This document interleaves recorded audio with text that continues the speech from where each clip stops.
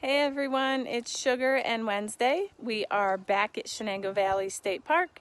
We are on a different trail this time, so we are going to find some new plants and trees for you to check out while we're on our hike today. Let's say hi to Wednesday. Come here. Oh, she's being shy. Come here, Wednesday, look. Hi. There we go. All right, so we are going to start our walk, and we'll be checking in when we find something good for you. We'll see you soon.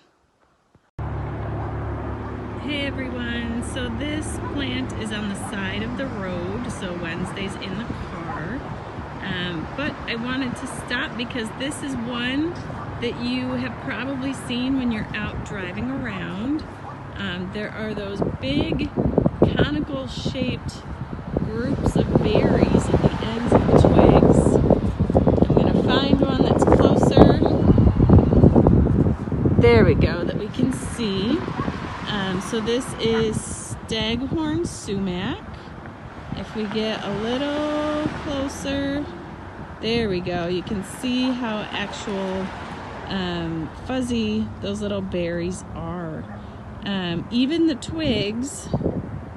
Oh, hey, we have a bug too. Hey, guy. So the twigs on this tree are actually fuzzy as well. So that's a big indicator for what it is. And if you were to take one of these and pull it apart, you can see inside how bright red it is. And these actually you can make kind of like a lemonade drink. They're very tart. And there isn't a whole lot of fruit in there. It's actually the little hair, I know it sounds gross, but the little fuzzy bits are what make the drink tart. But if you look real close right in there, there's the brown stuff. That is called insect frass. And it's a fancy name for insect poop. Yeah, I know, that's gross. But these guys are old. They're from last year. So they're not something that you would want to make your drink out of. But whatever you can find at the end of summer would be good. You actually take some of this red part, squish them kind of in your hands, put them in cold water to steep. And the water will actually turn pink. It'll be very tart, kind of like lemonade. And you can use a bandana or something to filter out the fuzzy stuff, and it's delicious. But make sure that you check for that insect frass. You don't want that to be in your drink. All right, we're moving on. All right, let's follow Wednesday. We'll see where she goes.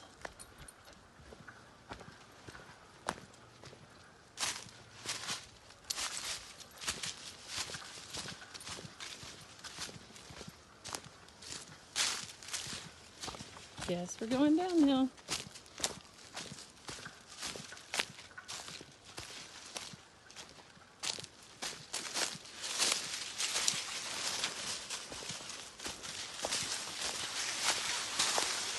All right, we'll see you at the bottom.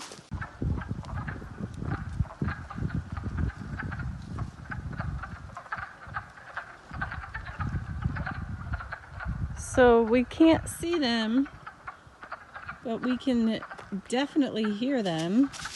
And there are frogs in the stream here.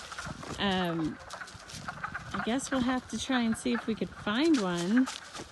There are websites where you can hear different frog sounds to identify what they are. Yeah, Wednesday's talking back. Cool. So we got a good find. We can hear it, but we can't see it. So we're going to keep going. Okay, we are back. Wednesday found us another plant. It's actually really close to where she is sitting. So you can see, there it is. Of course she's going to step on it. There is a very long stem and these little leaflets that are attached to it. At the very end, sometimes you'll see a red berry. This is Partridge Berry. They stay low to the ground. And there's a few under Wednesday. There they are. In Sweden, these are called lingonberries. So that's a cool fact. When you're talking about plants, different places have common names and scientific names. So you always want to make sure you are finding the right plant.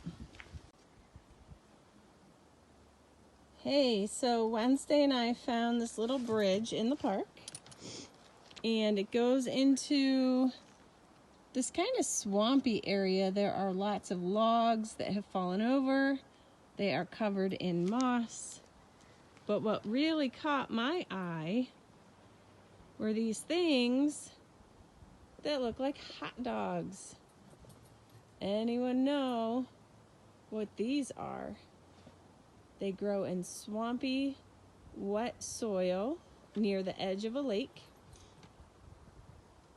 Cattails is it. So if we take a look at our book, it shows a close-up of what the hot dog thing looks like when it's covered in pollen. That's why this one is yellow. The one out here, these are all brown still, so there's no pollen on them. But people do collect the pollen, and it's a very light powder.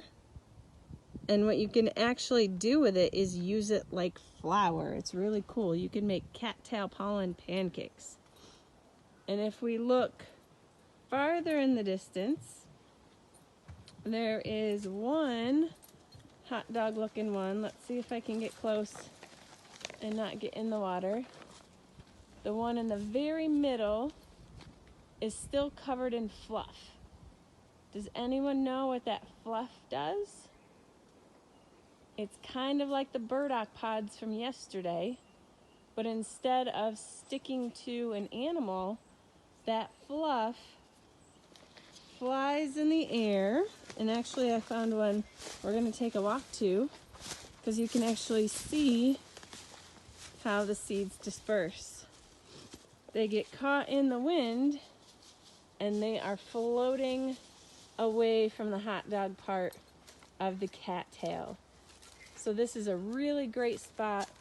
We found the hot dog looking part of the cattail, the fluffy part. Oh, there they go. Those are all the seeds being carried away by the fluff to transport to a new spot. Cool, that's so exciting. On the ground, it kind of looks like corn stalks, but those are the dead stalks from the cattail.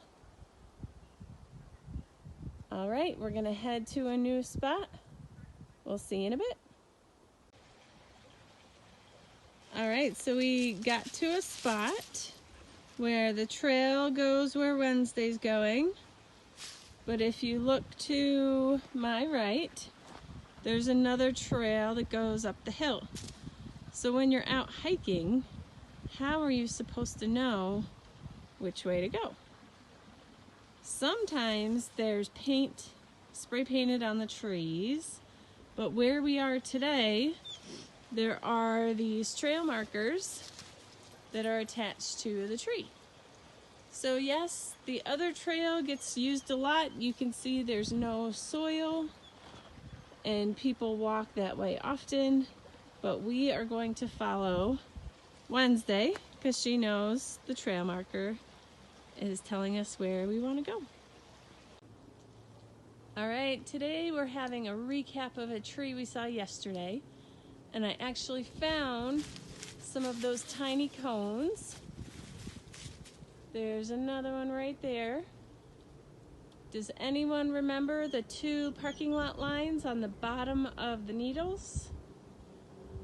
Yep, it's a hemlock.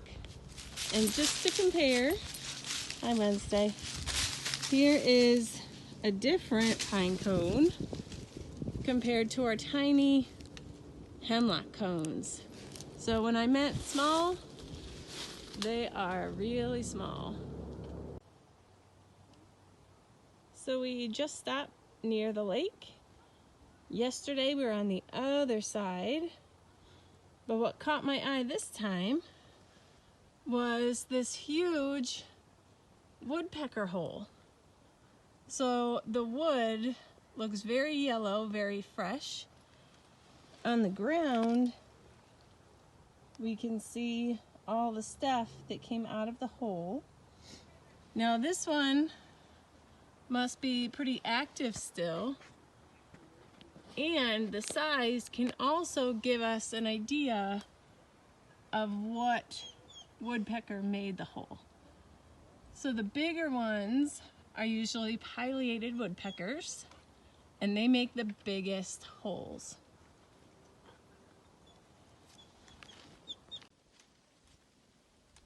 All right, Wednesday and I have stopped. She's checking out this huge wall behind her. It keeps going up. Actually, we found two. So what these are, it's the root system for trees that fell over into the lake. Now, right about there, you can see the trunk and then the tops of the branches way out there. So this was a really big tree, but if you look at the roots, they aren't very deep. The whole thing, if we look on the side, it's only a couple feet thick. So these trees, if the ground around them gets super saturated with water, if there's a big rainstorm, the roots can become loose and the whole tree goes down.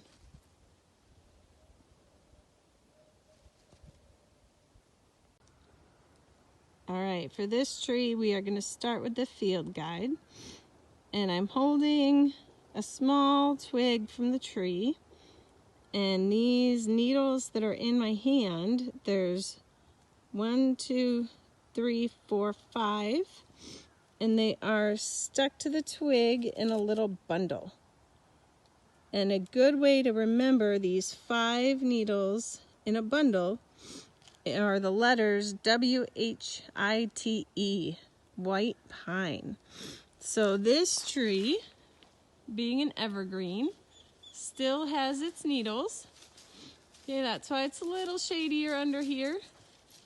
But the bark, we're gonna get a little closer, is dark, and it kind of looks like burnt potato chips. It does not look white and splotchy like our sycamore tree yesterday. All right, so we're just walking down the trail, seeing the sights. The sun is shining. I think it's almost 60 degrees. So it's, oh, what does she see? Yeah, so when you are out and about, don't forget to practice social distancing. Make sure you're not touching playground equipment. And if you do touch door handles, use hand sanitizer. But we're just gonna keep going for a couple more minutes, and maybe we'll find something cool on the way back to the car.